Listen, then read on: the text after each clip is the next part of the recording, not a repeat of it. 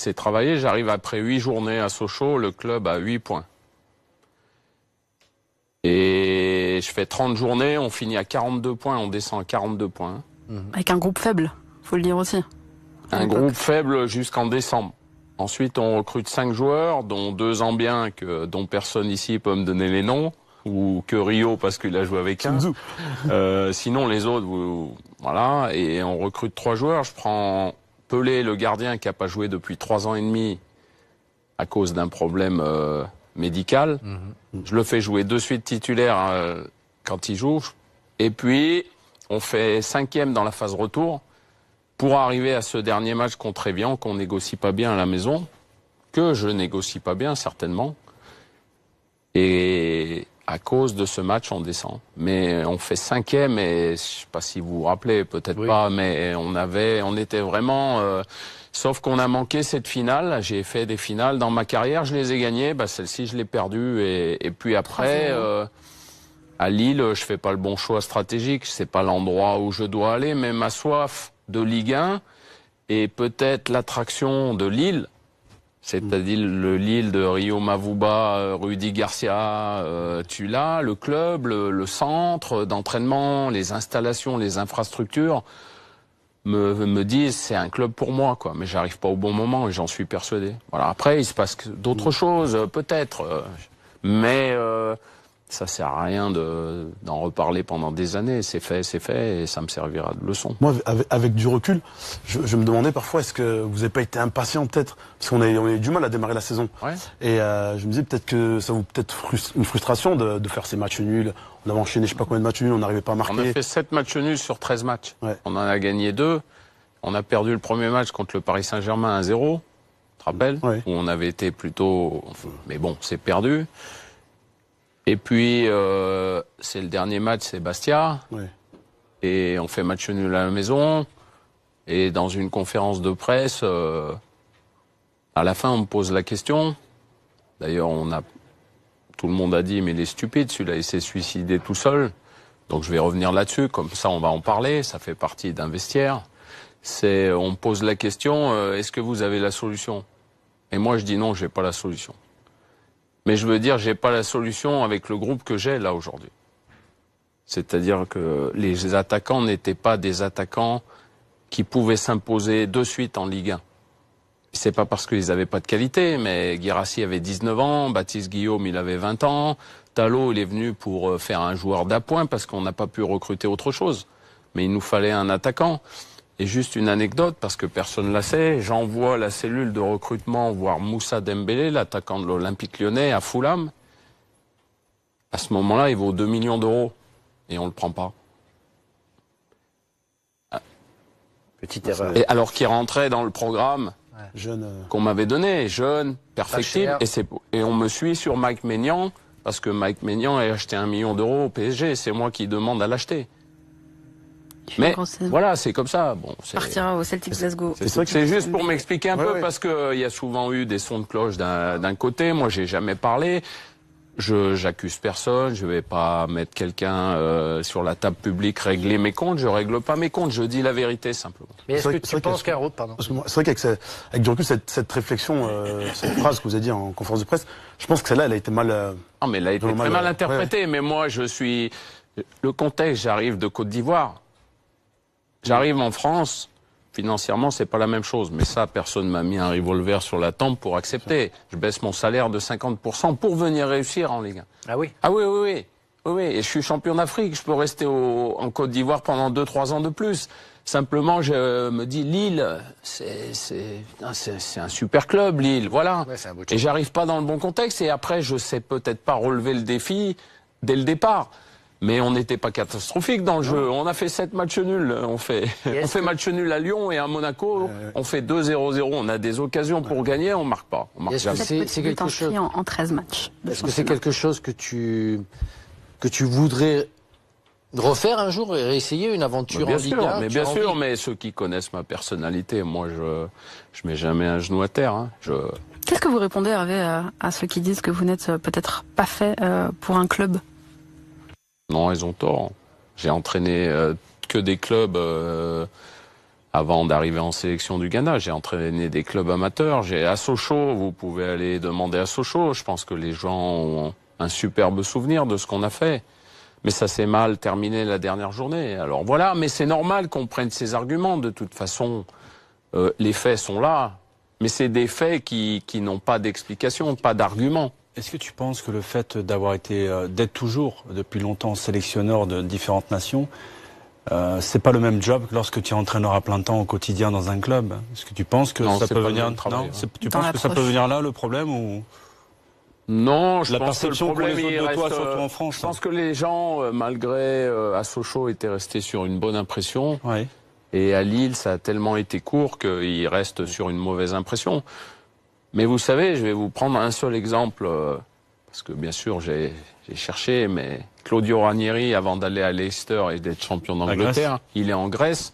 Il ne reste pas longtemps. Hein. Et il reste pas longtemps. Mais personne n'en parle. Mais c'est normal. Il a une carrière, la Roma, tout ça, c'est normal. Donc, mais des entraîneurs, il y en a plein qui ont des échecs. Thierry Loret, il est descendu avec Ajaccio. Aujourd'hui, il fait un travail fabuleux. Il vient de gagner la Coupe de la Ligue. Ranieri, qui avant Leicester, a beaucoup d'échecs. Voilà. Même s'il fait des grands clubs, parce qu'il a Chelsea, il gagne rien. Hein. Mais il reprend Monaco en Ligue 2, il monte, ils finissent deuxième du championnat.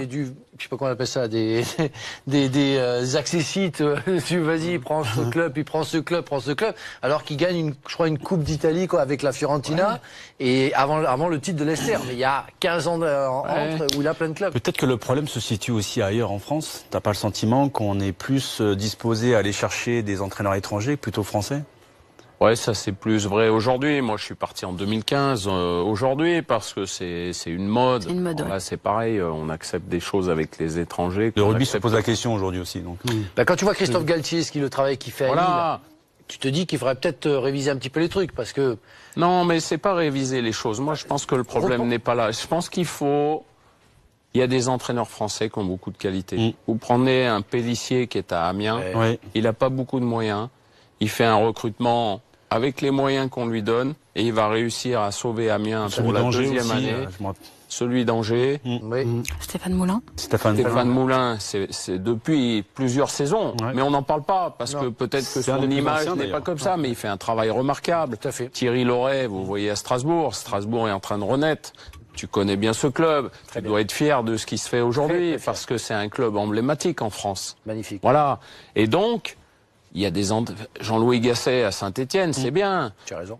Après, on va même Blacarani, moi aussi. Montpellier. Mais bien sûr, Blacarani, mais même moi, Bruno Genesio, moi je défends Bruno Genesio. Il y en a beaucoup d'entraîneurs français là. Mais c'est vrai, mais parce que Bruno Genesio, si un étranger va gagner à Manchester City cette année en Champions League, on en fait. Mais lui, il n'a pas le droit à l'erreur, quoi. Et aujourd'hui, on l'a mis dans une situation où ils se sont mis dans une situation où médiatiquement, en termes d'image, pour lui, c'est catastrophique.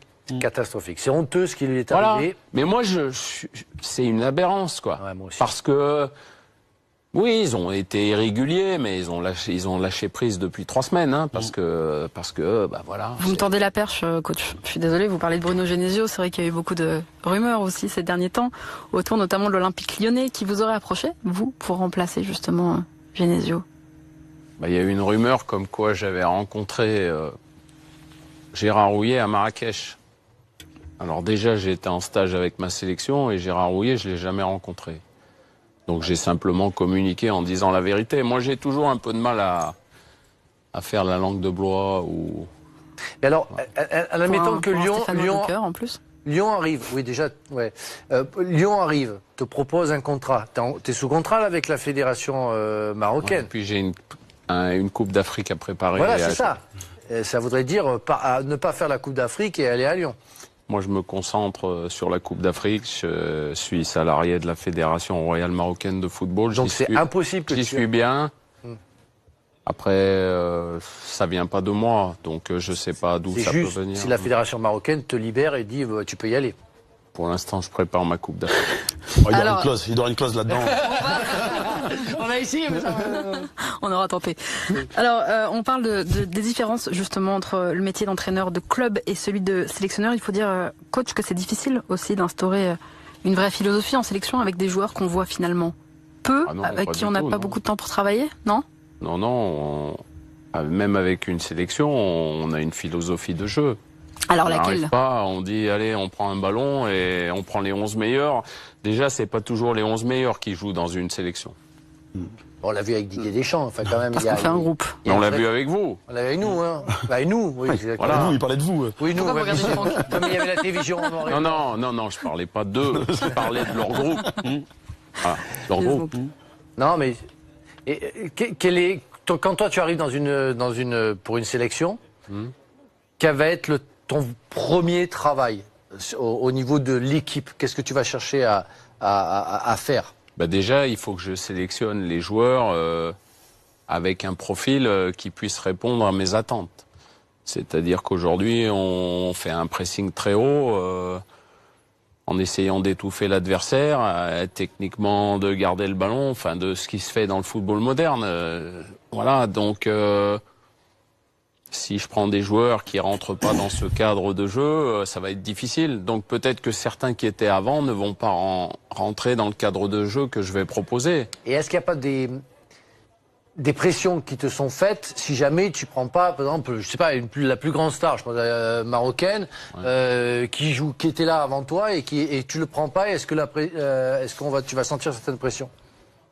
Une pression médiatique, comme elle peut être en France. Voilà. Elle a Les eu lieu. journaux, oui. Mais pas, j'ai jamais eu de pression. Même pas le public. Mais après, je pense que le public peut réagir, ouais, mais C'était les résultats. après, c'est les résultats et puis c'est sa personnalité.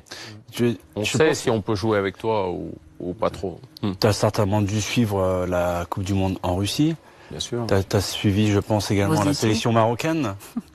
Moi, j'étais déçu des prestations du Maroc dans la poule, parce que je m'attendais à avoir davantage justement de jeu offensif, mais même un petit peu de folie, de créativité un petit peu à l'africaine. Tu sais quoi. qu'il a bien suivi, ce qui était sur le banc quand même. Hein. Non, mais moi, j'ai vraiment été déçu, notamment, je crois, le premier match, c'était contre l'Iran, je crois. Ouais, contre l'Iran. Ils ont fait match nul. Manu, Non. c'était Il exceptionnel. a fait le match nul, Une c'était défaite. le Deux sélectionneur. défaites, un nul face à la Roja. Oui, non, je sais, mais moi, justement, j'ai été déçu, moi, des prestations du Maroc, parce que je les avais vus jouer sur l'année précédente, et ils m'avaient emballé dans pas mal de matchs. On en attendait peut-être plus. Alors, c'était quoi? C'était dû à la pression? C'était quoi? C'est parce qu'il y a des joueurs qui étaient méconnaissables, des fois, sur le terrain. Bah, ça n'a pas été du tout le ressenti du public marocain, parce bon qu'ils étaient satisfaits Sérieux des prestations qu'on a données. Maintenant, si tu as regardé que le match de l'Iran, on a eu Non, je les ai tous, 65% de possession de balles. Tu prends le but à la fin, c'est ça? Et on prend un but, on se met un but sur un coup-de-pied arrêté, on dévie un ballon un C'est peu ça. comme Meunier hier et on perd 1-0 sur ce coup. Et l'Iran a passé le plus clair de son temps dans sa moitié de terrain. Simplement, on n'a pas trouvé la faille. Et puis après, quand on regarde le match du Portugal, C'est un peu tiré par les cheveux. je pense qu'on les a quand même bien déstabilisés. Mais pareil, on n'a pas été efficace. Et Ouais. quand on n'est pas efficace en football, Dans les deux surfaces, ouais. on pêche. Et puis contre l'Espagne, Il y a on ce va nul pas face à revenir sur l'Espagne. le coup. Ouais. Ce qui nous est arrivé, parce que Moi, j'ai trouvé qu'en fait, C'est l'arbitrage moi, j'ai vidéo. trouvé ça plutôt intéressant parce que j'ai trouvé le Maroc à un niveau intéressant. Par contre, j'ai regretté beaucoup d'individualisme dans le jeu. Notamment, peut-être on en parlera, de ce magnifique attaquant Ziyech. d'Ajax, Ziyech. Ziyech, Hakim Ziyech. que j'ai trouvé très, très perso. En phase terminale, si tu veux, sur Ouais, dans les 30 derniers dans les mètres. 30 derniers mètres, je les ai tous trouvés très perso alors qu'il y avait d'autres choses à faire. On va, je suis désolée, je vous coupe. On va reparler du jeu d'Hakim Ziyech, puisqu'on va demander à Hervé de nous décrypter un peu son jeu. Avant ça, on va revenir sur ce match face à l'Espagne. Hervé, comment est-ce que vous l'avez vécu, ce de partout un peu compliqué? Compliqué parce qu'on a bien maîtrisé le jeu, on connaît l'Espagne, on sait quand on affronte par exemple le Barça ou l'Espagne, il faut bien se regrouper, fermer bien l'axe. Et puis lorsqu'on récupère le ballon, éviter de faire trop de passes latérales, mais plutôt aller dans la verticalité le plus rapidement possible. Et c'est ce qu'on a bien fait jusqu'à cette 93e minute où on mène 2-1. Où on a un corner contre nous, l'arbitre désigne le côté sur lequel doit se dérouler le corner et le corner est tiré de l'autre côté. Ouais. Et ils égalisent sur ce fait de jeu qui normalement est une règle de football qui est pas valable. Mais nous, le VAR, il marchait pas, il était en panne. Et donc, dans 30 ans, on dira, non, le Maroc a fait match nul contre l'Espagne avec De Gea, Sergio Ramos, Alba. Enfin, c'était la grosse équipe. Donc, voilà. Mais ça fait partie aussi du jeu, malheureusement.